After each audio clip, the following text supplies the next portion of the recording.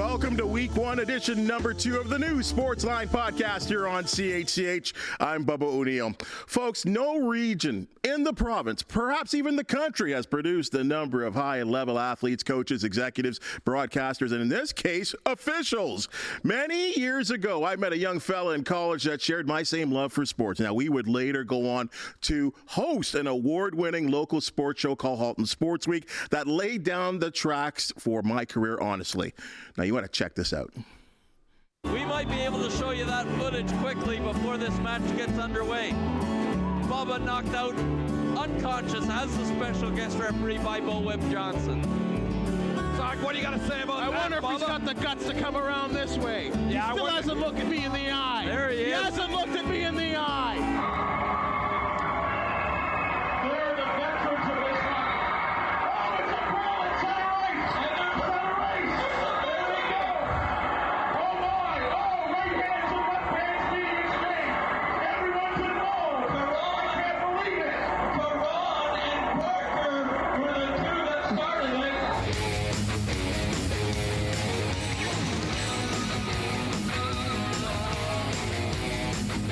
Big guy. He comes in. Oh, yeah, Clint. You? I'm going to take on the tunnel up from the old shot guys? Icky Woods, eat your heart out. I'm going straight at those guys and scoring 6.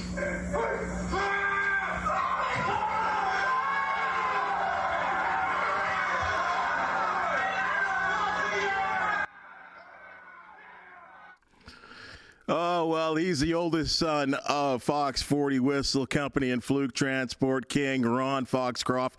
Steve's resume long and lengthy, an established OUA and NCAA basketball official, Fox 40 executive, a member of the chain gang for the NFL's Buffalo Bills, and an NBA replay referee liaison. And still to this day, he's on local television hosting all kinds of material. Pleased to bring in my friend Steve Foxcroft from so many moons ago. So many moons ago is right. I am howling at those clips. That takes us back, but that was so much fun. And, you know, let me expand on what you said. I knew you when you were at Assumption, and we'd go to Nelson Stadium for the football games, and you'd be up there on the mic, too. When we didn't play, you were on the mic. And then we go to Mohawk College together, not knowing, but we go together for radio broadcasting, and on the first day of class, they get everyone to stand up and introduce themselves. And you stood up and introduced yourself as Clint O'Neill. And I'm going, who's that? Like, I've only known you as Bubba, where I went to M.M. Robinson, you went to Assumption. So then when it got to my turn, I got up and introduced myself and corrected you in front of the whole class. Like, forget Clint O'Neill. His name is Bubba. And then we've been inseparable really ever since. It's been a long time. Well, that was like my high school nickname. Yeah. And I'd figured that probably as I grow up a little bit and I get into college that we ditched that name, and it kind of carried on. And then when I got hired here, my executive director said, "Do you mind if we still call you Bubba?"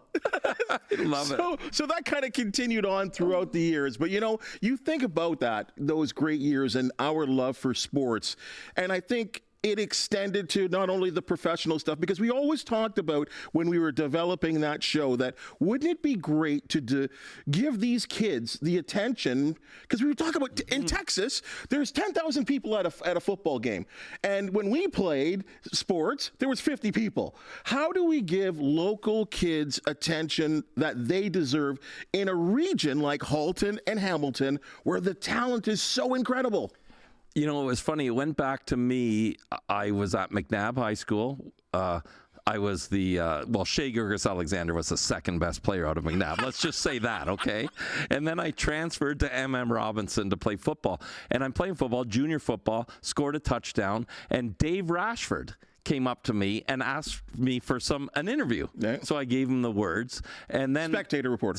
Reporter. Okay. And then A few years later, I'm still in grade 12, or maybe second time through a grade 12, but I'm in grade 12. And then he's doing the local sports report on the local cable show, Halton Sports Week at the time. And they asked me to fill in because he wanted to go away for March break. Well, never left.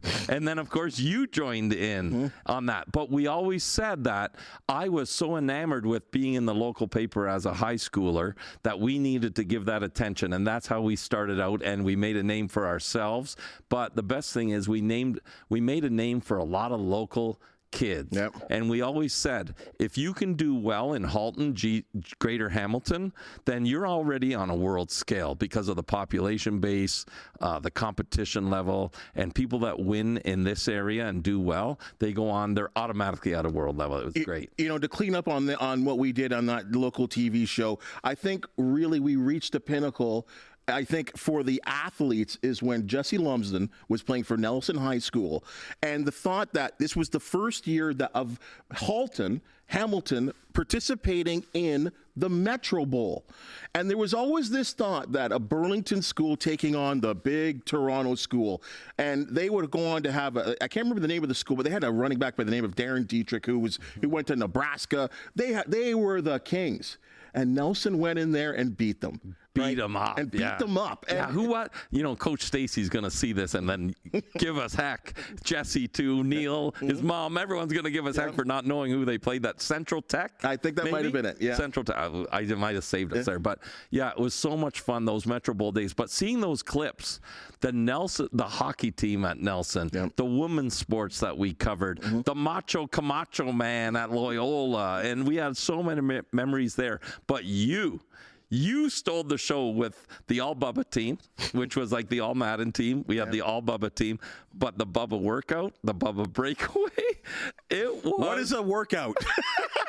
Yeah, exactly. I forgot. And the number of fish and chips that we nailed down in our days at Mohawk College is record-breaking. But so many great memories, and seeing those clips just brought it back. I can't help but smile. Let's focus on you here. You are a guy that, post high school and secondary school, sport has been in your life the whole time. And to this day, many moons later, it continues. And I want to kind of get into, your family. Your family, obviously, Ron, referee, the first guy to ever do it as a Canadian in NCAA and Olympics as well, too. When you look at the example that he set, you were able to follow that. Yeah, and it was great because Dad, the first memory, 76 Olympics in Montreal, biggest crowd in Canada to see a game. And in 72, many people might not know, the Americans didn't accept the silver medal for men's basketball. The game was over. They put a few seconds back on the clock. They brought the teams back out on the floor. This is in Munich, Germany, too, where the Israel, like all the shootings and all this stuff. Mark Spitz won all his gold medals. Big Olympics.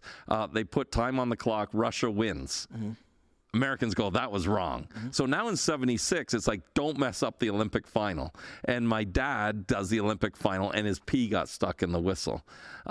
Which led to the Fox 40, of course. That's a longer story. But it got me, I grew up with it, right? And going to M.M. Robinson at the time, I'm a young kid, not even a driver's license. My grandpa had to drive me to the games, or I had to take the bus.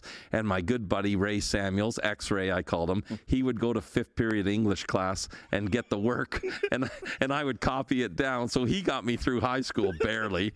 And then I would be out refereeing and making $50 a day or something like that. And then it grew from there. And like you said, we've had opportunities. My dad was the first Canadian. I went down and refereed in the States a lot. And it was fun times. And then it led to this NFL, NBA opportunities as well. Before we get to that, I remember just briefly there, was there not a game in the NCAA where you got to officiate with your dad? Yes, the very first game I did at George Mason University, and it was my dad and I. So it was really cool when we look back to, because we didn't get to ref in Canada together. That's so right. The OUA stuff we talked about, I refereed all this university for 25 years or so, and Canadian championships and all of that. But the one thing I never had was an opportunity to ref with Dad very much because he was in the States all the time. Right. So it was really special and really cool that my first NCAA game was with Dad, and it was at George Mason. And then moving along there, your next brother, Dave, he goes on to do football. You kind of hung around basketball. Yeah, so that happened where Dave and I were coming up and we were both becoming pretty good at it and getting bigger assignments and all of that. But here was the kicker for me. We both refereed a lot of football. So high school football at the time. And there wasn't turf fields. There was like one turf field. It was Iverwin Stadium at the time. So we would come in from doing a football game and it was cold and it was wet and it was muddy. And I went through so many pairs of football cleats because they were so muddy you couldn't even wear them. You couldn't even wash them to get them good. And you come back in through the gym. Like, remember after football practice, the football team would walk in, the girls would be playing basketball, and they'd have to stop the game, and we'd trudge through and muck up the floor. So I'd go in, and my buddies would be refereeing the girls' high school basketball game. And I'd look over, and they're making just as much money. They're dry. They're, having fun. And I come in, and I'm filthy. I have to go home and wash everything, just hoping for the best. So I said to Dave, you're pretty good at football. Why don't you stay at football? I'm going to go over to basketball. And that's what I did. And then we both kind of went up through the ranks. But Dave, of course, 25 years CFL. Just recently retired. Just recently came off the field. And he was going to go to the Big Ten, but I think he's leaning towards not because the body is sore. Like he tells me on Monday mornings, I know that I refereed on the weekend.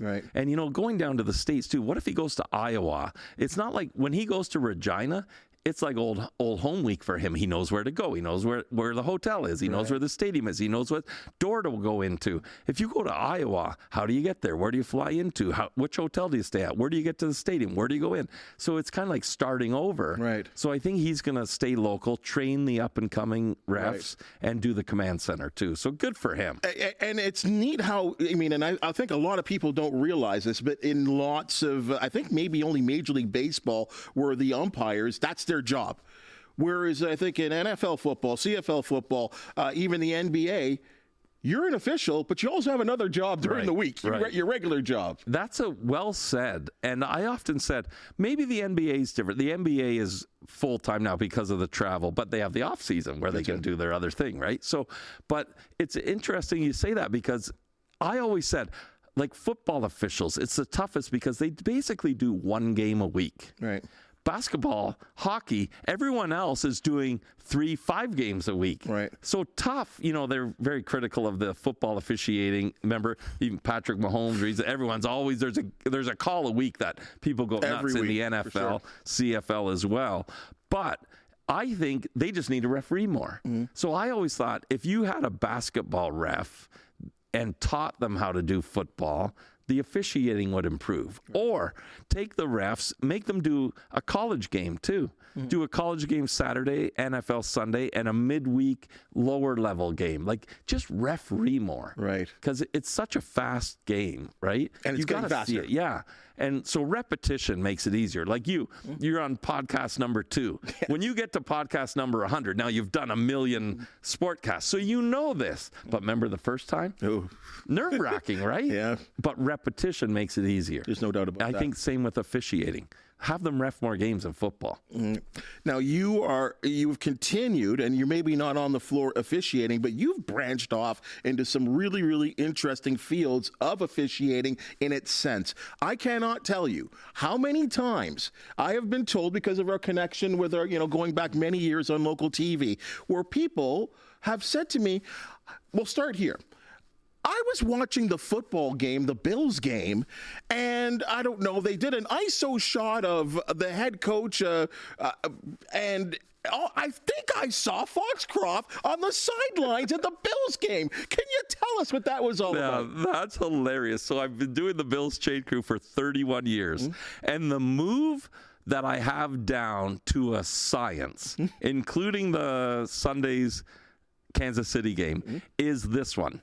They interview the coaches usually at halftime, either before or after. So my move is always go right behind the coach while the interview's on, and then give it the like look, so sure enough, Sunday night, McDermott comes out, so I know what's happening. So I nailed my spot without even looking this time. And my brother Dave knows this is happening every 31 years, every game I do it. So Dave's at home filming it, because when I first started, there was no cell phones or anything like that. But now I got all these videos. Earlier, the Dallas game, Aaron Andrews doing the pregame kickoff. Well, who's behind? Look for the guy in the red vest. You can find the camera. You know exactly. For the people that don't really know, what is the chain crew? Oh, chain crew. Yeah, good question. And it's so intricate. You think it's easy, but so we measure the first downs basically, but it all starts with the initial spot. We got to be right on there. So I'm the guy with the red vest, only one with the red vest, and I have the pole with the number on it. So I keep track of the downs. So first down, second down, and I work with the referee and the down judge to make sure everything's right that way. Interesting. A few years ago, the snow game in Buffalo, LaShawn McCoy scored in overtime. I think it was the Colts. Yes, it was. We have like a foot of snow. No one can tell what's going on. They couldn't clear the field. So the first series of the game, it's like 2nd and 3, but the ref signaled first down. So they go to the media timeout, and I call them over. I said, look, I've been here 30 years. I know what's going on. I have good sight lines. Why don't I put the pole down and then you look over and I'll tell you if it's short or long? Because the first one, you gave a first down. They needed 3 more yards. Oh. He goes, that would be the best. He goes, I have no idea what's going on. I don't know where the ball is. So, yeah, let's do it like that. And I have a 7 o'clock flight. I just want to get the heck out of here. Let's get this game moving. So that's what we did. I would put the pole down. Right. He would look over to see where it was in relation to the lead stick. Okay. And then go from there. The thing is, where you are located, again, we'll talk about it, you're right in the middle of everything with the players and the coaches. Over 31 years of doing that, that's a lot of head coaches. I don't get you in trouble. Yeah. Who's the easiest coach to, because obviously there's going to be lots of chatter. Yes. Who's the easiest coach to deal with? I'd say there's 2. Mike Shanahan, father of Kyle, Denver at the time. Sure. And then I love and think that Mike Tomlin in Pittsburgh, the best. Right. He's a communicator. In the playoff game recently, it was neat to be up close and watch him communicate. And he was preaching details. He was saying to his coaching staff through the headset, coach details. And that says a lot, right? Right. In other words, take care of the small things and everything. And they're a team that really, without a quarterback and all that, they made the playoffs, and he always makes the playoffs. Yes. He does something right. Yes, clearly. The whole organization, 3 head coaches and 4 head coaches in its entire existence? Yeah. They do something right there. And he'll probably coach up. Remember we talked about Larry Angus, Coach Angus? Yes. He always overachieved, right? Yes. He always got the kids to play better than the talent on the roster. And I think Mike Tomlin is the professional example of that, where he takes his roster and he coaches them up. For some reason, it's really cool to see. We have ones, so coaches, Shanahan and Mike Tomlin over the years. There's a lot of guys that just won't have any contact with you, like Belichick. He's one. No There's contact. Just no contact. Unless he's yelling at you. Unless he's yelling at you. And unless he's got something to say. Andy Reid the other day was pretty good. We bumped into each other by accident. Right. He just goes, "Hey man, you're okay," and gives you a little bump and off you go. But most of them don't have much to do with us. I think some of them are smart because they'll come over to me and ask, "Is that short or long? Is it 4th down, 3rd down and a foot, or is it a first down?" Right. And to me, that's getting the information sooner so they can coach the next play. Right. So I think that's just good coaching, being smart, getting ahead of it, details, like Coach Tomlin would say. We had one a couple years ago.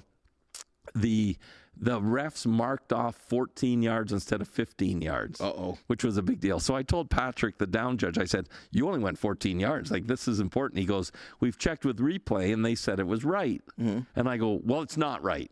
So like that. So they go, "Well, they're saying it is." The next day on my phone, it comes up NFL Park Avenue. And I'm going, this isn't good. Sure enough, they called and said, "You were right. We just checked it. Wow. So thank you for speaking up." Patrick, the head linesman, told us about it. Right. And good job, that kind of thing. That's good. Earlier this year, we had one where they gave him a first down, and I said to the ref, "Where the ball is, it's 2nd and 1. So I'm not moving. you guys do what you want, but it's 2nd and 1. Right. And then they go, oh, thanks. They checked it out and they brought it back and made it 2nd and 1. So I'm not doing that to pat myself on the back, but it's to give you an example to the question of what do we do? What does the chain crew do? And that's the little things that are important that we do is we keep track of things, basically. Last thing on this, from your angle, and I think anyone that is in our industry that works these games kind of gets this, because you see football, most people on television, and you just see it as one particular speed. When you're on that turf, you see the massiveness, how huge these guys are, the contact. Obviously, guys are running to the sideline. Have you ever been bowled over? Oh, twice by CJ Spiller. Twice. Broke my pole one time. And so here's another thing about the chain crew for me. So when the quarterback comes over or a guy who is still eligible to throw the ball, they ask me to go straight back with my pole because that's how they officiate it. Remember, when you're watching it at home on TV, they have the yellow line. Yes. Like, have you ever been with someone at a game and they ask the question, well, where's the yellow line on the field? No, that's for TV. So what they ask me to do is go straight back with my pole so they can referee whether the quarterback's over the line of scrimmage or not when he throws the ball. No yellow line. So this time, like, I've had so many close calls, even with Josh. He's come at me a few times and I'm just like, oh my gosh, because I'm too old for that now. When I was younger, Brian Cox from the Miami Dolphins, and remember, I call him $10,000 Cox because he came out of the tunnel in Buffalo and gave the finger to the crowd in Buffalo. Both fingers, and he got fined $10,000, so $5,000 a finger. Well, in that game, he comes over to the sideline and he sacks Jim Kelly, and they both land on me. Oh, I was younger at the time, so I could take it a little bit, but two big guys like that on me, and I always remember Jim Kelly looking at me and going, "You okay?" And it would be like us, right? Like. Yeah, I'm okay. And meanwhile, you just want the ambulance, the paramedics to come and check you out because they were huge. But so it is intricate. We go straight back on that. And the other thing is the lineman. Right. So often you'll follow the ball carrier, but it's the lineman coming in behind or leading the way that you have to worry about. Right. You have to keep your eyes on. When the ball's gone, a big old lineman can still come and wipe you out. So be careful of that. Keep your eye on that. And also what you alluded to, the speed of these guys, 300 pounds, Bubs, and they're coming at you cat-like, you know, like and they're not thinking about you. No, that's for sure. So you have to be careful. But it's like in basketball too, the pro level. The difference, not so much nowadays, but between Canada and Americans, when we were in high school, the difference was the first step. For a guard dribbling the ball, the first step to the basket. In America, it was quicker. Canadians were a little slower first step. But now we mentioned Shea Gilgeous-Alexander earlier. His first step's pretty quick, right? Iverson. Yeah, exactly. Right. So not bad for the second best player from McNabb. No, certainly not. You know not. what I mean? So it is quickness and size. Let's change it, and I'm going to say the same thing over again. I've had many people say to me, I've been watching Raptors games, and there is a controversial call with the officials, and the referees are barking with the coach. And then the referee goes over to what appears to be a referee table in the middle of the arena, where I guess Herbie, the announcer, is. And I think I saw Steve Foxcroft. That is you. That is me. That's so your other role is? Yes, the NBA referee liaison, the replay official, whatever you want to call it.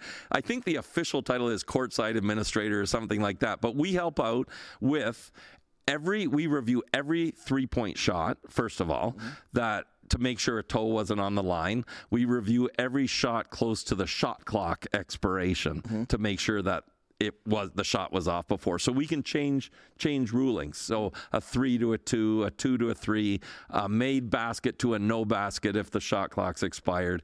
We also do coaches challenges. Right. So I got to turn on the light. Someone's got to turn on the light. There's a green light for a coach's challenge, a blue light for a scorer's change. Okay. But we also work with the replay center in Secaucus, New Jersey. So you're and the game official. Okay, so you are the connection between the head official And Secaucus, New Jersey. the Okay. replay center. So we work. So everything's reviewed there. Yes, everything's reviewed there. So we're the people that make it happen, help out, all that kind of thing. Right. And the craziest part, like, you try and make it sound more than what it is. You know what I mean? Like, everyone wants to be more important than what it is. We sit at center court. Like, we sit right at center court. Like, Drake is to my right. Like, Drake is over here. Yeah. I'm at center court with Herbie, who you mentioned, who's the best. And a couple things we had when I went to train at UNLV in Las Vegas. So when I first got hired, it was RJ Barrett and Zion Williamson's first year coming out of college. Sure. So they were having a game in the summer league, and it was on ESPN because it was a big deal. These two kids coming out. Zion. So it was my first game training for this new role they had. They used to have us do observing. Now it's this courtside administrators. So I'm at UNLV in Vegas. My dad came with me because we split the games. Okay. So he's back at the hotel. I'm working the game. It's late at night, last game of the day, prime time for ESPN. All of a sudden, I feel the shaking, like there's a shaking. And I'm thinking, it's like when you're doing a high school tournament, there's always games, the next game. So I'm thinking the teams are walking behind me for the next game. And then I found out it was actually an earthquake. An earthquake happened in Vegas. Whoa. And I said to I go on the thing in Secaucus, I go, remember how you told me if something goofy happens to let you know? And they go, yeah. I go, there's an earthquake. And they go, we were wondering why the scoreboard was swaying. I go, yeah, it's an earthquake. They go, stop the game. Yeah. So I go, stop the game. So we stopped the game, and Kiki Vanderway from the league office comes out, and they ended up calling the game. So this big game with RJ and Zion only got to play a few minutes because of an earthquake. And you got no reps. Yeah, exactly.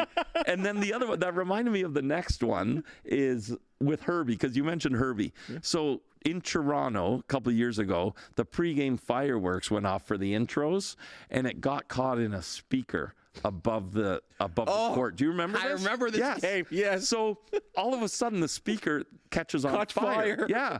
So now there's a fire in the arena. Zach Zarba's the ref, and all of a sudden a guy taps me on the shoulder, and it's the full-fledged fire chief, but he's wearing the hat, the garb, everything. And he goes, there's a speaker on fire. I go, yeah, I can kind of see it and smell it, and there's smoke everywhere. He goes, we're going to evacuate the sections beneath it. We should be okay. So I go to Secaucus. Remember how you told me something goofy? So I go, the speaker's on fire, but the fire marshal said, da-da-da-da-da. They go, okay, keep playing. So I tell Zach, the ref. So then a few minutes later, tap on the shoulder, fire marshal again. He goes, we got to evacuate the building because of air quality, and this thing's really on fire. It was over top of fans. Yeah, exactly. So now I go to Secaucus again. Hey, remember how they want us to evacuate the arena. Who wants you to? The fire marshal. Oh, okay. If it's the fire marshal, I guess you better evacuate the arena. So call Zach over. Zach Zarba, great guy, referee. Zach, we got to evacuate the arena. We got to stop the game. Okay. So now Herbie gets on the mic. Ladies and gentlemen, because of a fire, but I want you to be orderly and I'll go slow, but evacuate the building. So now there's a ruckus. The fans start to go crazy. And Herbie did the best thing I've ever seen. He hushed the crowd. He just goes, shh. And it went pitch quiet in the arena. And he goes, like I said, leave orderly, stay calm, everything's okay. And the crowd just listened to Herbie. So the power of Herbie, he's the best. Well, he's been there since day one. Yeah, I mean, I worked with him. I met him in the 1996 World Basketball Championships. I did some. This is like another side story. It's about you actually, and it's not about me. But I did some player security stuff, right? And I got to be kind of a liaison, sort of whatever you need. What Coach Tomjanovich of Team USA, that had been Dream Team number 2, right? Where Shaquille O'Neal comes over to me because here he sees the only black person in the entire facility, right? Yeah. And he's asked me who I am, and then I tell him, by the way, my last name's O'Neill too, right? Yeah. Like that, spelled a little differently, but O'Neill too. And he goes, "You're my baby brother." I love it. You're my baby brother. I'm like, no, man. Like, I'm twice your age, Yeah, right? Like at this exactly. point, You're right? my baby brother. It's a crazy. But I do remember, and that's where I met Herbie, because that's when he Yes. first started doing some announcing, just right at the cusp of the Raptors. I remember that Tom Jonovich asked for refs to ref their practices because their practices were actually harder than their games. Because remember, they were winning by Gosh, they were 30, so 40. Like they won by what they wanted. So I went down to do their practices, and a lot of it was practice. But then when they scrimmaged, that's when they wanted the refs.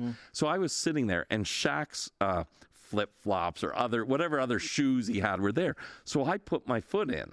Well, I had to put both feet in to fit. Oh. Sure enough, Shaq comes over, and I'm thinking I'm dead, right? Kind of like what you're talking about. He's so intimidating. He goes, "Take your feet out of my shoes," and all this. And then I go, "I'm sorry, sir. I couldn't believe." And then he starts laughing, right? And I was like, "Whoo, thank gosh." Well, I know, he probably hadn't needed to put those shoes on because he's got the ugliest feet I've ever seen. For There you crying go. out loud. It was fun. So you've done all this, in terms of NCAA, NFL, NBA, locally as well, too. Can I just swing things here locally? I know that there's been a call for officiating to be taken a little bit more seriously. Respect given to officials, because it's easy to yell at a referee, right? It's what we do as sports fans. That we need referees.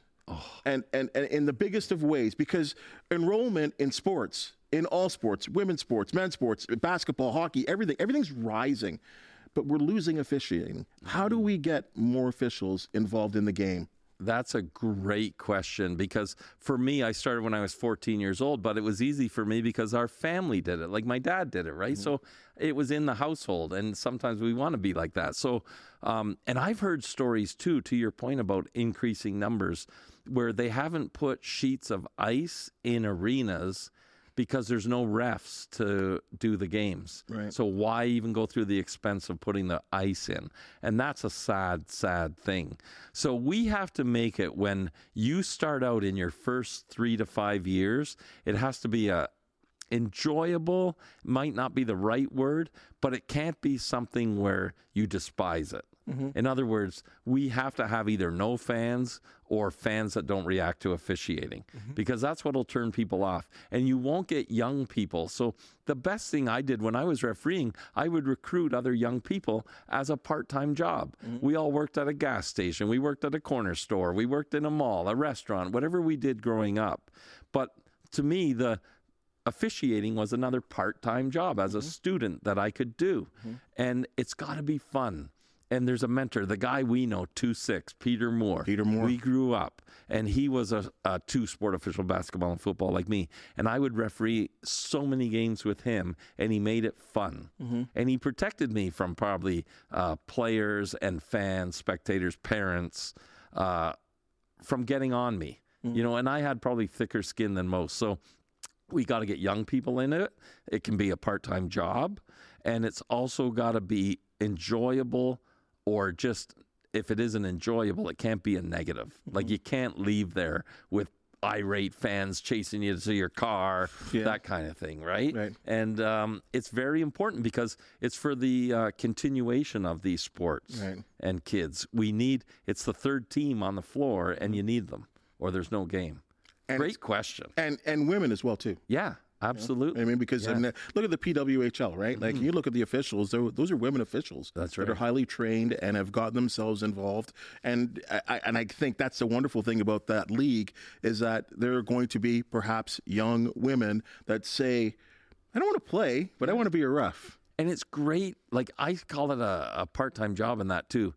It's, if you're in high school right now, you're playing. Well, what's the next thing? Are you going to go to college, university? Are you going to play at that level? Well, get into officiating. We need young people to do it. So that's a tough question, where I don't know if there's a perfect answer, because at the other end, it's newly retired people. Right. That, a lot of people can retire young right now, 55 and maybe around that age. Another great thing to get into as a little bit, gets you out of the house, makes you a few bucks. Yeah. Keeps you in shape. Yeah. Running up and down with the young kids. Exactly. So those are the two examples I think where we need to use them and get people. Or maybe you just weren't good enough to turn pro, and then you want to be still close to that Into the sport. game, yeah. You know, I think of a guy, and I don't know what his abilities were in the football field. I think he was okay. Jason Maggio from Burlington, Right. Like, who's been with the CFL for how long? Yeah, 25 years, right? Did numerous Grey Cups, and Jason Maggio is a great example of that. A really good athlete who then got into officiating, so he's made a few bucks over the years, and he's also done Grey Cups, which is more important to him than the bucks, of course. Sure. But yeah, that's a great example. You know, there's so many other ones that we covered on our Halton Sports Week show that we could probably use as remember Cara Lang too? Like if she, with injuries, like she was national team soccer and all that, but if she wasn't into coaching, she'd be great at officiating. Yeah, for sure. You know? I mean, if I remember correctly, youngest woman to ever score a goal, 15 years old for the national team, the national women's team. And yeah, she was spectacular. And unfortunately, knee injuries kind of slowed her down, and then she ended up meeting Ricky Romano. Yeah, exactly. Yeah, St. Thomas Aquinas High School to Ricky. That's pretty cool. Isn't that something else? Yeah. Well, it's been really cool having you here, talking about what you do. I got to say thank you again for not only coming here and sharing some great stories and stuff, but for all that you do. As you said, you know, officiating. Again, it takes a certain person to be able to do what they do, know as much about the sport as you do, be able to translate it to people as well too, and keep the peace as well too. Keep the peace as well too. So again, many years. I mean, our conversations. I can't wait to have you back again. We'll talk about something else. There are other stuff we can get into, but I'll leave it here. Thank you for joining us again. Great local guy. You do so much for the area. You've done so much for sport in the area, and I can say that because I saw it all. I saw it all. So thank you very much, Steve. And likewise, you and I, we grew up together. We're not spending every day together sometimes, but we're always close, and I really appreciate that, and wish you well with this podcast thing too, a new venture, and being on the first week. It's honored to be called out for it. To think of me for it is a pretty cool, special thing, and let's do it again. Yeah, look forward to it there, Steve. Awesome. Little fist bump. Let's do it. Back to the old times, man. Hey, folks, so as we put, today's podcast to bed, I will leave you with this request. You know what? If you have a local team to promote, believe an athlete deserves a little love, some public attention, have an outstanding idea, or you really just want to talk some sports right here on this red cozy couch, the Sportsline Podcast wants you. Now you can contact me on many of our CHCH social media platforms, and we'll set something up. If you can, hit that thumbs up and subscribe button for the outstanding minds and hands that make this podcast possible. Thank you so much for joining us, and we'll chat tomorrow.